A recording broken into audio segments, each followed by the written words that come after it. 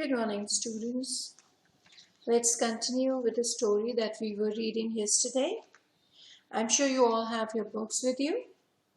Please open to page number 57. We'll start with the story. I hope you remember yesterday I told you that Muni, while he was sitting on the highway, he saw a yellow colored vehicle coming straight down towards him, and suddenly it sputtered and it stopped. Now, this American, this red-faced man, he came out of the vehicle. He actually, took around. He was stooping down. He was looking at the dashboard. He was quite worried why his car stopped, right?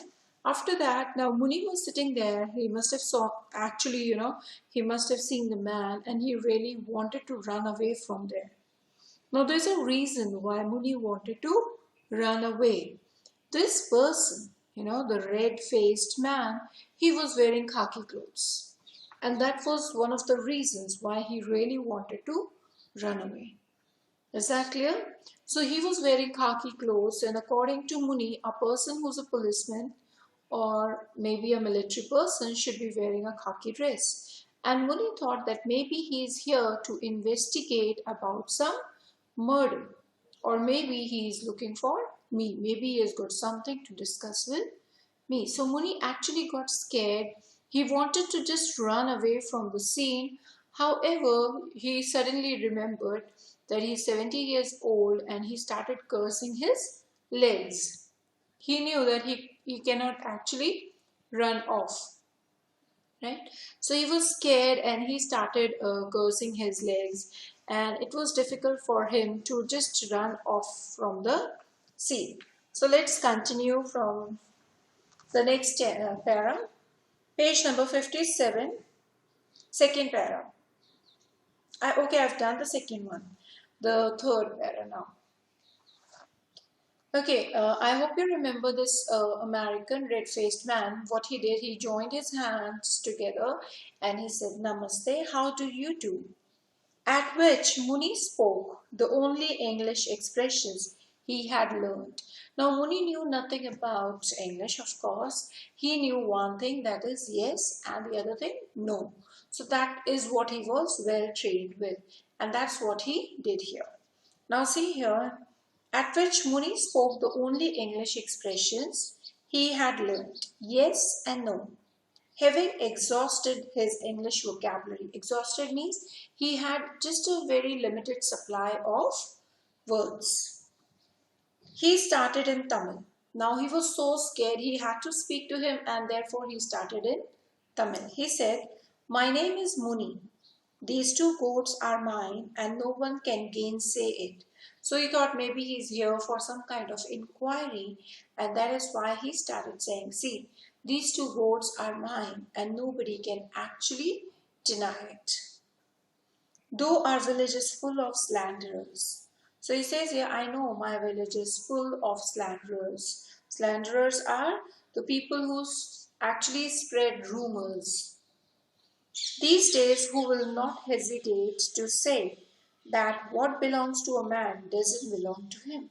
So he says here, see, my village is filled with people like, who spread rumors that maybe this thing belongs to him, but oh no, this is not his thing, There might be people who have false accusations against anyone. They can accuse anyone of anything. So he's trying to tell the person that, see, I haven't done anything wrong. If you're looking at my goats, they're mine. Okay, you can ask anyone from the village. I know they might say wrong things about me. The foreigner faithfully looked in the direction indicated by Muni's fingers. So Muni must have pointed towards his goats. So the foreigner, he actually looked in that direction. Gazed for a while at the two goats. Who gazed at the goats?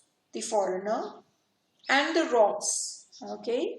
And with a puzzled expression took out his silver cigarette case and lit a cigarette. So he had, a kind of a puzzled expression. He was not able to understand. He was trying to understand like what this man is saying. He understood nothing. So what he did, he took his silver cigarette case out, he got one cigarette. Suddenly remembering the courtesies of the season. Suddenly he thought, oh, a person should be respectful. So what he did, he took another, he asked, do you smoke? Right, he asked Muni, do you smoke? Muni answered, yes, no. He had no idea what it actually meant. Whereupon the red-faced man took a cigarette, gave it to Muni, who received it with surprise, having had no offer of a smoke from anyone for years now. Now this American, he took one cigarette out and he gave it to Muni. Now Muni was surprised why for years nobody had actually offered him a cigarette or anything. It is page 58 now, okay? Please do turn the pages.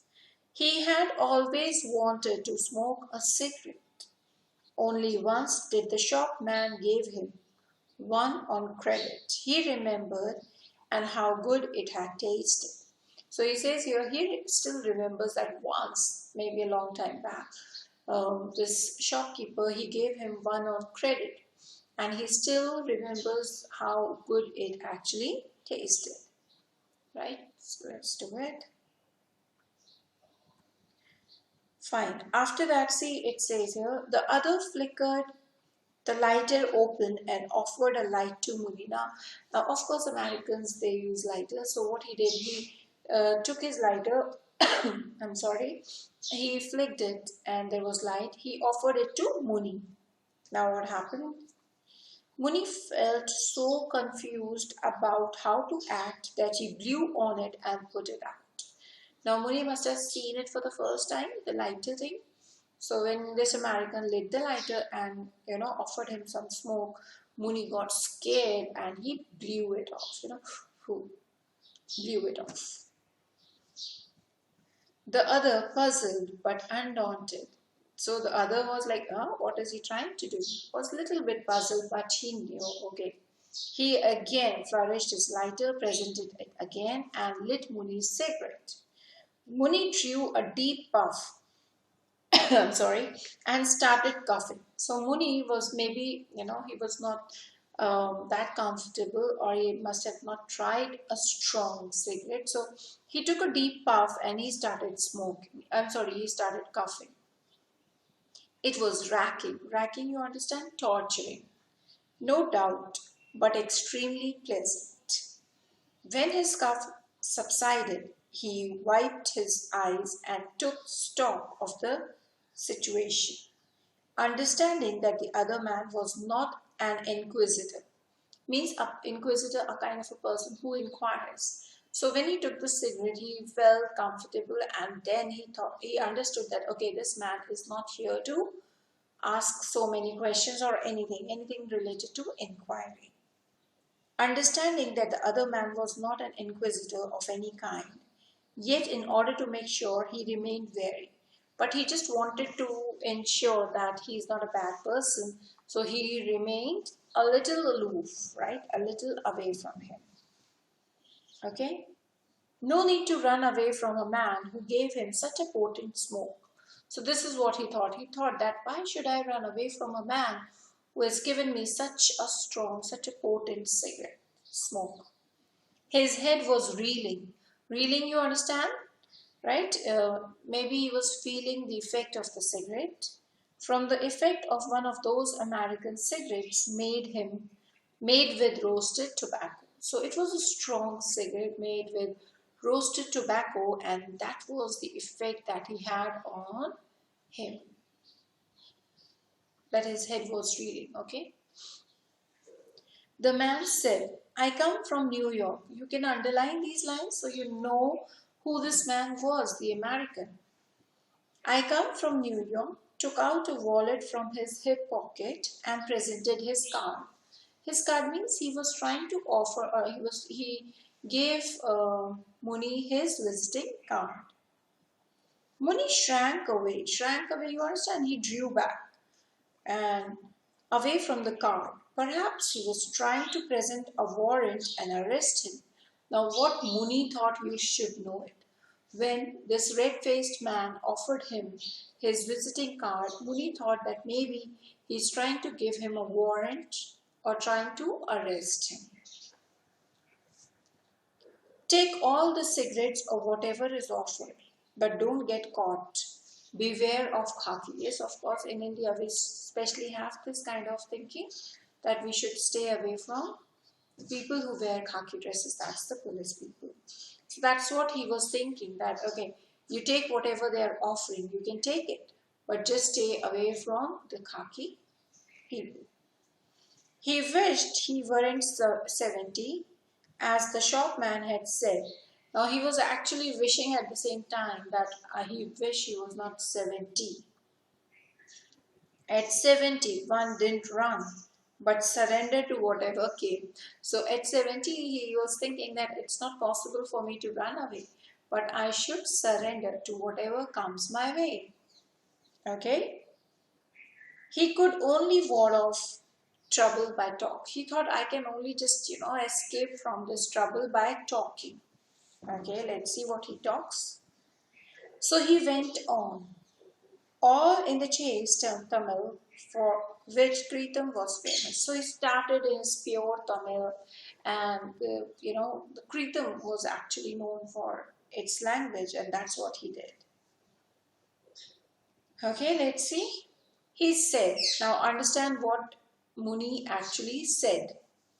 Before God, sir, Bhagwan, who sees everything.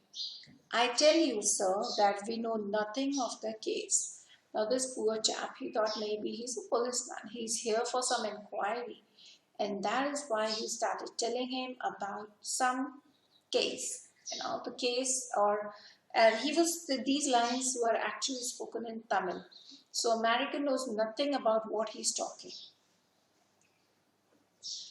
So he says here, if the murder was committed, he thought he is a policeman, so he's here for the inquiry of a murder case.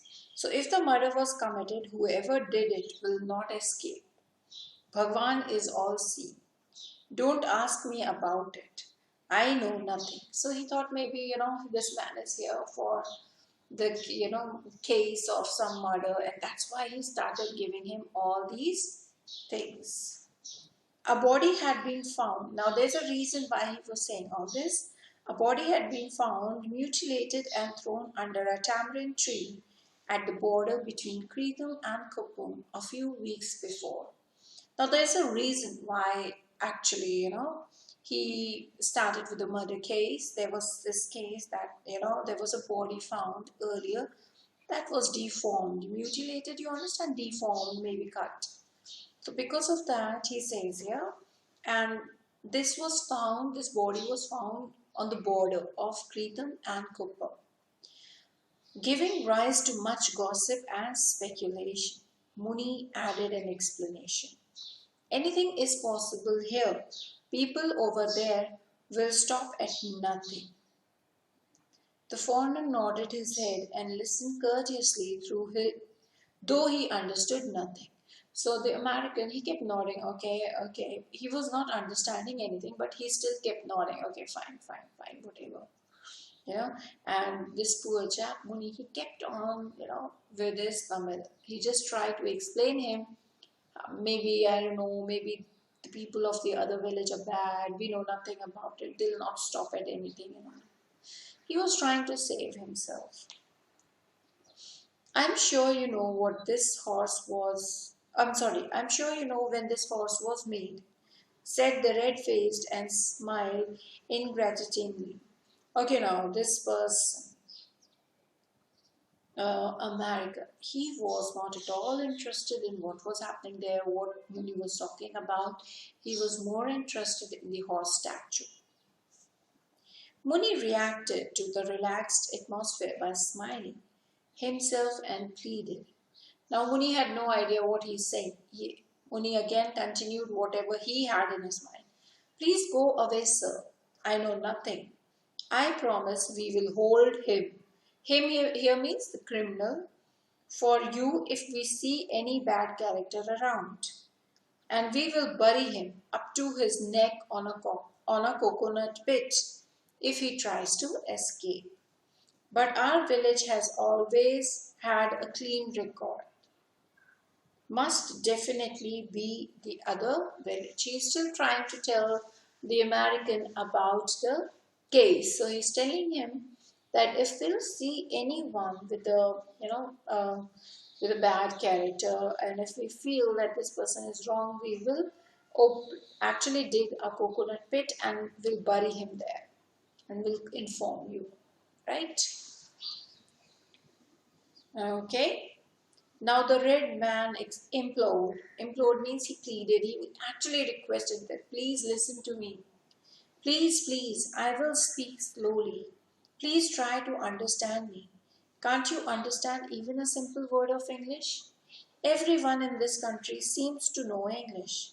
I have gotten along with English everywhere in this country. But you don't speak it. Have you any religious or spiritual scruples against English speeches? So now this American, he pleaded, he requested, he was actually begging. He was like, please, please, what is the problem? Everyone seems to understand English here in your country. And everyone was talking to me with it, in English.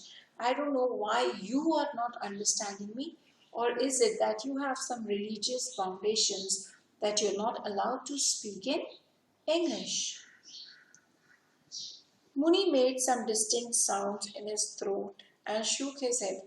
Now he must have said like this, It was difficult for him to understand anything. So he made some odd sounds from his throat and he actually shook his head.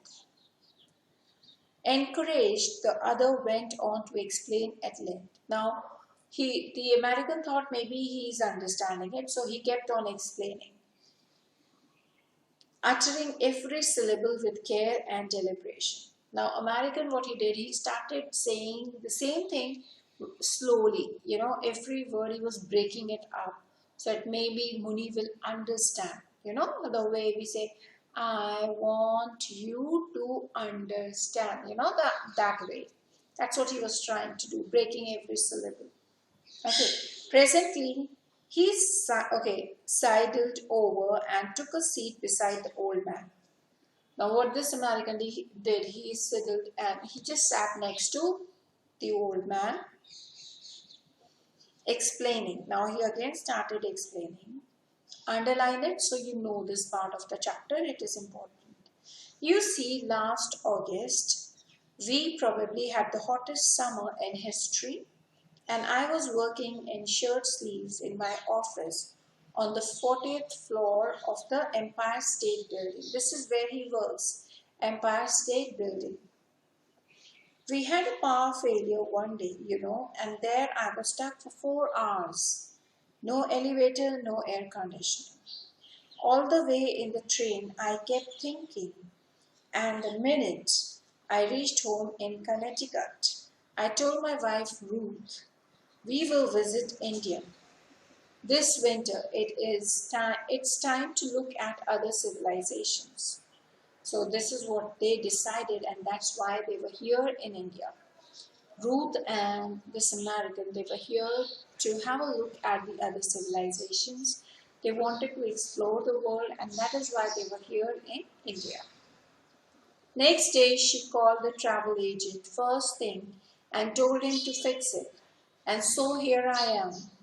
Ruth came with me but is staying back at Srinagar, and I am the one doing the rounds and joining her later. So he says here we both decided that we'll go out and visit different civilizations, and that is why we are here. Now my wife, she's still in Srinagar, and I'm the one who's just moving around or exploring the whole of your country. Muni looked reflective at the end of this long oration. Oration means speech. So after, I'm sorry, the American finished this whole speech, Muni seemed to be a little satisfied and as if he was really understanding it, and said rather feebly. Now he was really feeble in his speech, and what he said, let's listen. Yes and no, as a concession to the other's language, and went on in Tamil. So Muni had two words to say, yes and no. And after that he again continued in Tamil. When I was this high, he indicated a foot. You understand that? We say, okay, when I was this high, he was indicating, okay, that I was this high. I had heard my uncle say. Now he was about to tell a story to the American. Now, American had something else in his mind, so he'll not understand. You'll see that there will be 2 or 3 times when Muni will try to complete his story, but the American will not let that happen. American has got something else in his mind, and he'll continue. He'll interrupt him again and again.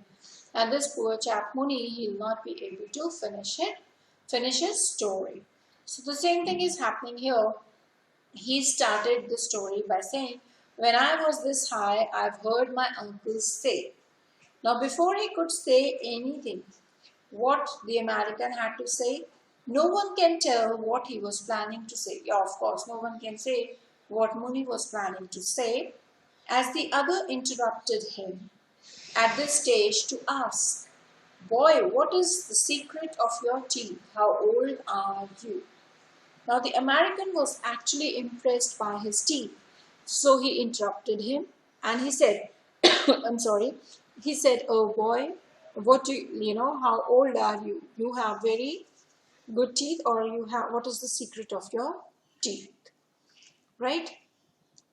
I just want you to read till here. We'll continue from page number 60 and your third para in the next video. Okay? Thank you.